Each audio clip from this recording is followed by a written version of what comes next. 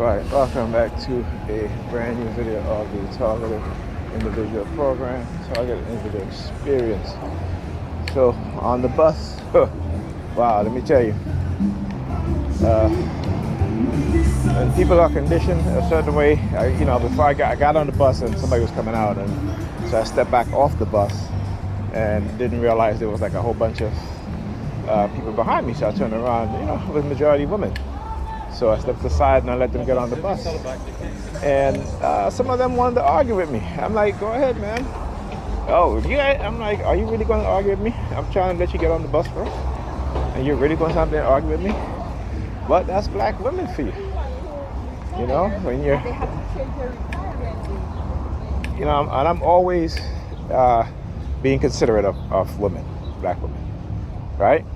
Regardless of what they may say or whatever narrative they may want to put out there. Even in my younger years, right? Even in my 20s, because of the way my mother raised me, right?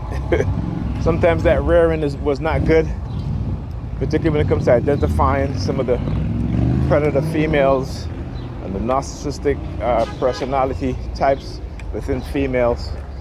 But again, we all have some narcissistic personality traits because of the society in which we live in and how we are conditioned, particularly when you have, particularly within the black community, where you have adults who've been conditioned to turn their back on their children and to believe more in religion as opposed to teaching their children the truth.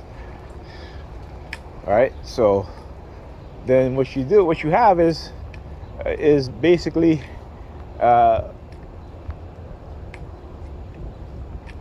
young mindset within the minds of young black men and women. So it's particularly within women, they're very childish. And even when they get into their older years, 40s and 50s, they kind of remind you of teenage girls, right? Because of their behavior, growing up on Disney, not understanding and realizing that that whole fairy tale princess stuff, it is what it is. It's a fairy tale. Yeah, I know. Crazy mother effers. Anyhow, right, without them understanding that. So they grew up seeing black men, and black men are not in a position of power because it is deliberately made so. And so when they see these white women on television, it kind of messes up their mindset, right? Because they're like, well, how come we don't have that? How come our men don't? So they detach themselves from the reality of the war against black people, in particular black men and black boys, right? So what do their mind do? See, the white sociologists and psychologists, they know exactly what they have done and what they're doing, because they understand the human mind very well. They understand it psychologically, neurologically, chemically. This is why, again, social media has the same effect of taking a drug, the high they get from just the attention, right? Because the social media target the specific part of the brain psychologically now, right?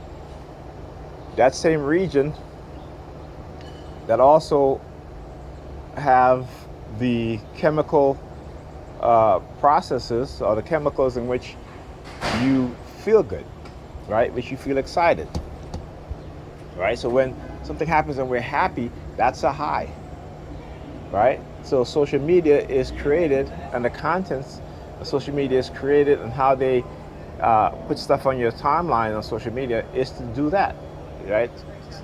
Facebook and Instagram, two example of two social media platforms, and the parent company, Facebook, engaging in psychological contagion, right? What they call emotional contagion. Why do they call it psychological emotional contagion? It means that they can manipulate your emotions, okay, however way they like, through post, all right? And what does that do? it affects the people who are using those platforms without their knowledge. They don't know how they're being psychologically and emotionally manipulated. They don't know that. So, you know. But anyhow, you didn't hear from me. I don't know anything. All right, I'll just speak the truth and do the research and give you guys the truth and the sources. That's all I do. Anyhow, talk to you guys in the next video.